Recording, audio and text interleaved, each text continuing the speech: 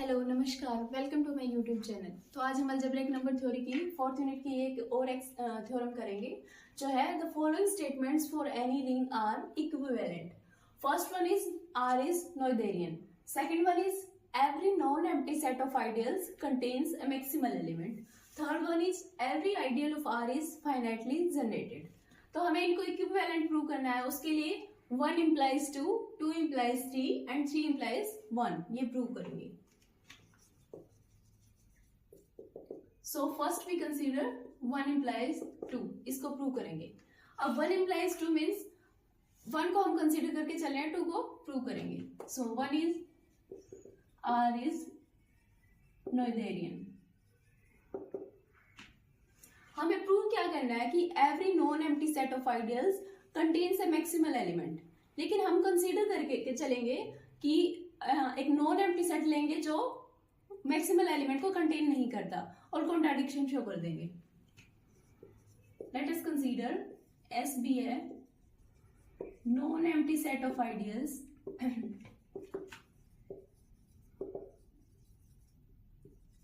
which does not contain maximal element।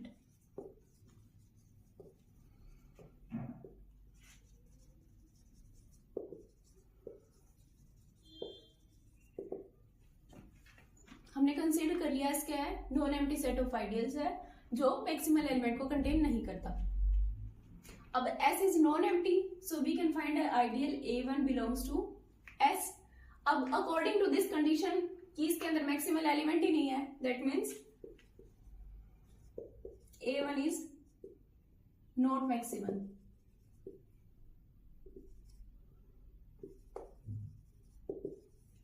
अब A1 maximal नहीं है तो हमारे पास there exist A2 belongs to S such that A1 is properly contained in A2।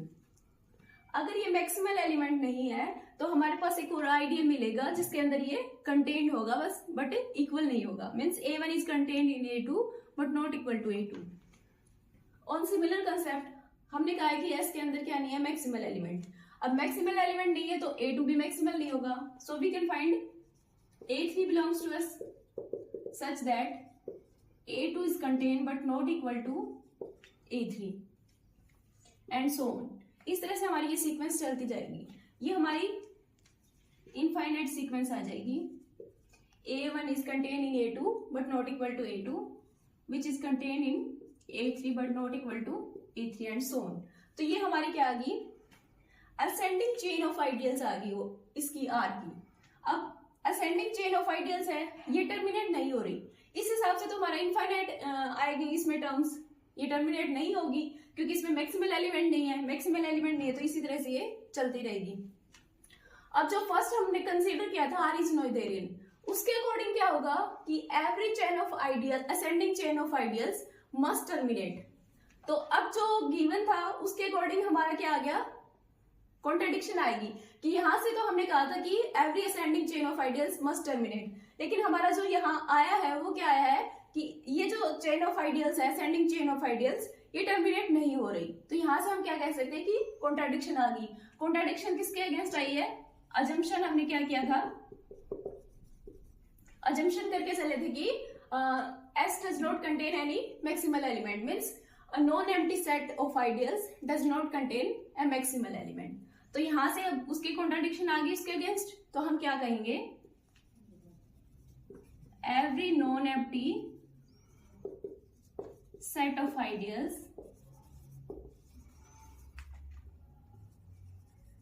Contain a maximal element. तो यही हमने इसमें प्रूव करना था। 1 implies 2 हो गया हमारा। सो अब हम इसका नेक्स्ट पार्ट करेंगे which is 2 implies 3। Means every non empty set of ideals contains a maximal element. ये हमारे पास गिवन है, हमें प्रूव क्या करना है, every ideal of R is finitely generated. So let us consider B be non zero ideal of R. हमने R का कोई भी नॉन जीरो आइडियल ले लिया बी, हम ये शो कर देंगे कि बी इज फाइनाइटली जनरेटेड। तो जो हमें प्रूव करना है वो हो जाएगा कि every ideal of R is finitely generated, because जो जीरो आइडियल होता है वो तो जीरो से जनरेट होता ही है, तो वो तो फाइनाइटली जनरेटेड है ही। हमें प्रूव क्या करना है, सिर्फ नॉन जीरो आइडियल के लिए प्रूव करना है कि वो फाइनाइटली जनरेटेड होगा। Late us consider X be the set of ideals of R contained in B which are finitely generated.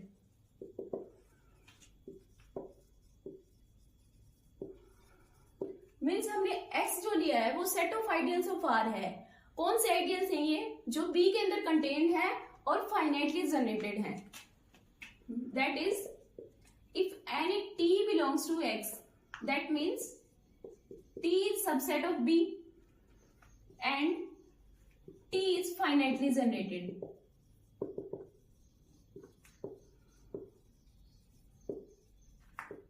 ये दोनों प्रॉपर्टीज होंगी अगर T belongs to X है तो। नेक्स्ट हम ये शो करेंगे कि X is not equal to 0, means X is non empty.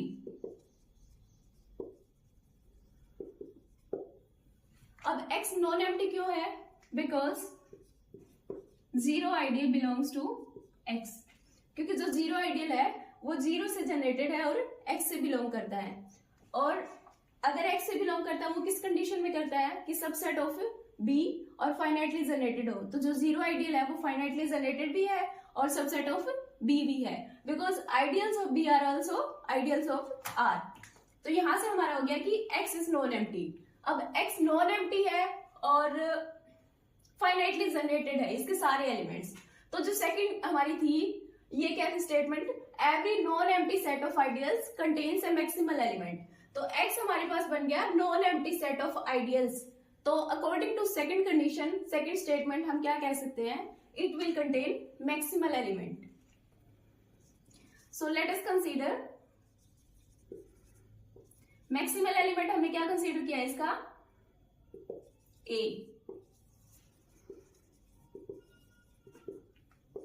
A अगर इसका मैक्सिमल एलिमेंट है, क्योंकि X के सारे एलिमेंट क्या है, फाइनाइटली जनरेटेड, तो हम क्या कंसीडर करके चल रहे हैं इसको, finitely generated, that it is generated by X1, X2 and Xn। ये हो गया हमारा A मैक्सिमल एलिमेंट। अब हमारे पास दो कंडीशन आती हैं, if B is equal to A, जो हमने B आइडियल लेके चल रहे थे वो A के इक्वल हो जाए। अगर ये A के इक्वल हो गया that means B is finitely generated.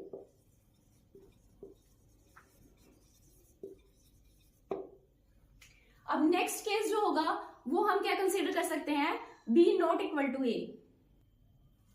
So when B is equal to A, तो हमने क्या प्रूव कर दिया, every non empty set of ideals contains a maximal element, ये कंसीडर करके चल रहे थे। हमने प्रूव कर दिया every ideal of R is finitely generated. ये किस कंडीशन में प्रूव हुआ है, if B is equal to A हो गया तो हमने कह दिया कि B इज फाइनाइटली जनरेटेड, तो हमारा रिजल्ट क्या हो गया, ट्रू, जो हमें प्रूव करना था। सेकेंड केस अब हम लेंगे when B is not equal to A। अगर B A के इक्वल नहीं होगा, सो there exists some X belongs to B and X does not belongs to A, means X belongs to B minus A। क्योंकि A जो है वो B के अंदर कंटेन है, A B के अंदर कंटेन है लेकिन इक्वल नहीं है, तो there exists some element X belongs to B such that X is not contained in A। Now let us consider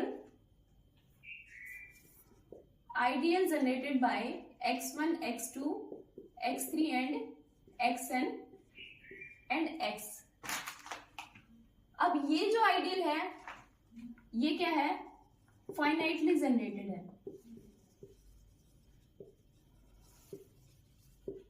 finitely generated ideal है और ये किस में कंटेन होगा,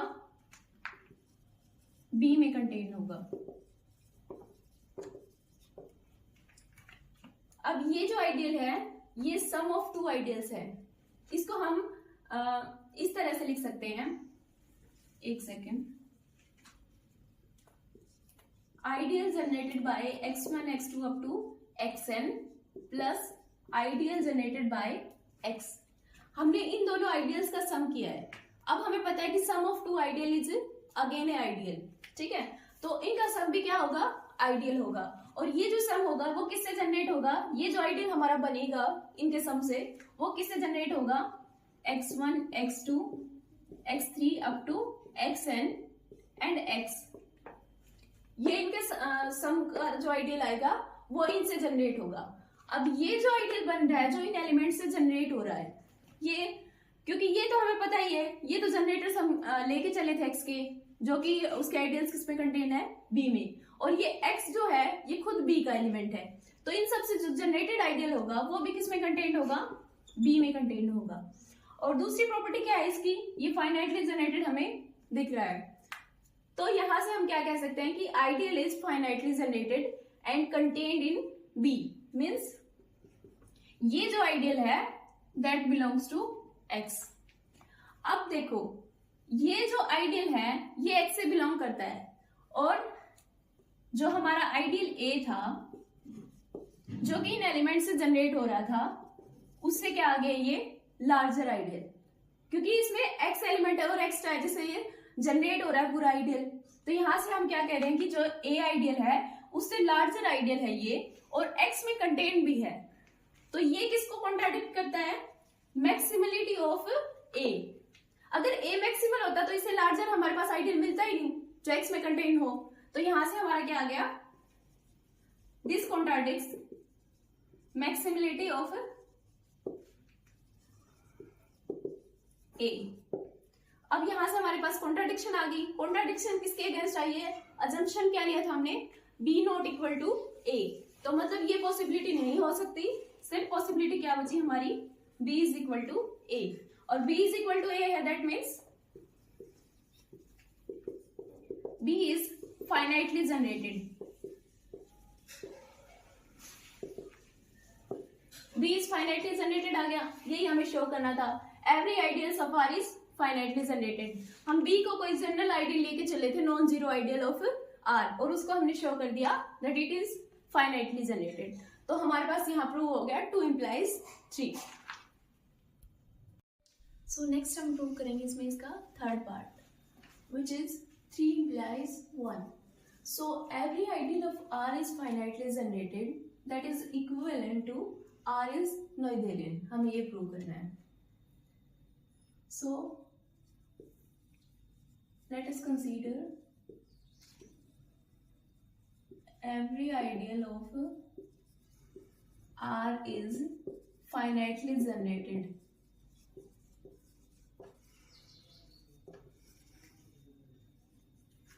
और हमें शो करना है that R is Noetherian ring. R को नोएथेरियन प्रूव करने के लिए हम क्या प्रूव करेंगे, एक असेंडिंग चेन ऑफ आइडियल्स लेंगे और उसको क्या शो कर देंगे, that it will terminate. So let the ascending chain of ideals be this: A1 is subset of A2 is subset of HA and so on. All these are ideals of R. Now since union of ideals is also an ideal, so we can say A is equal to union of AI, I is equal to 1 to infinity। ये जो A है ये भी हमारा क्या होगा, ideal of R।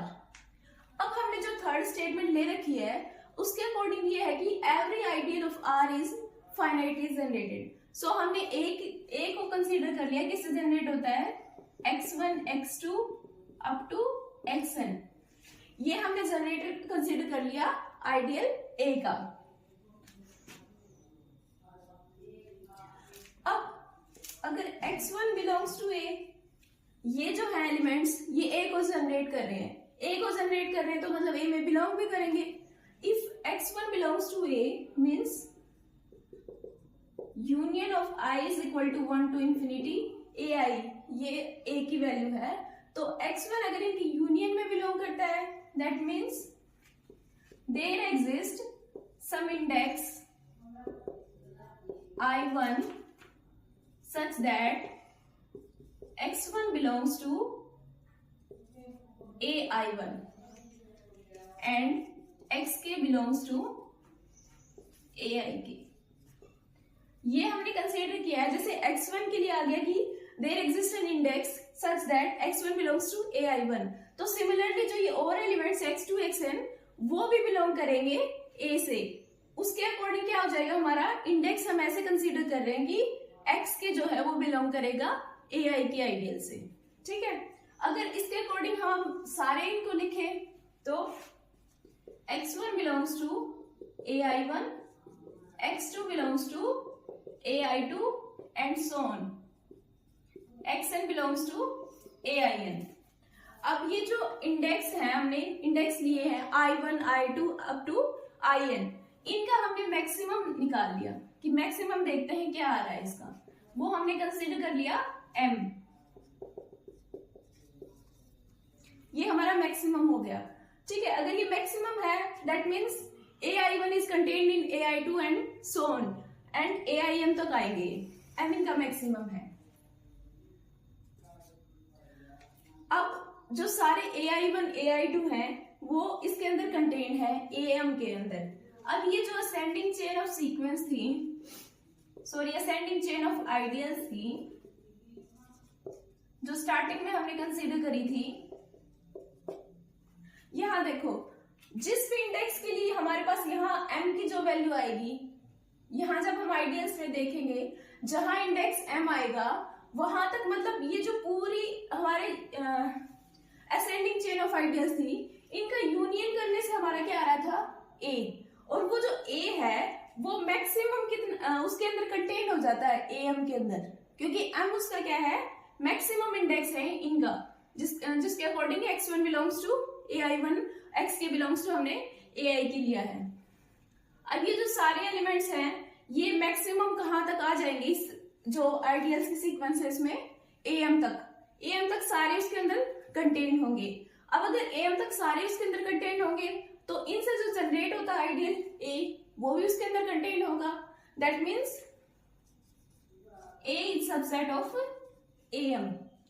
और हमारे पास गिवन क्या था, अब ये जो है ये सारे आइडियल्स हैं आर के, तो am सबसेट ऑफ a, क्योंकि ये आइडियल्स अगर हमने कंसीडर करे हैं, या इसको इस तरह से नहीं, ये आइडियल्स जैसे हमने r के लिए हैं, लेकिन am सबसेट ऑफ a क्यों आएगा, क्योंकि a जो है वो उनका सबका यूनियन है, यूनियन से हर एक जो सेपरेट आइडियल होगा वो बिलोंग करेगा।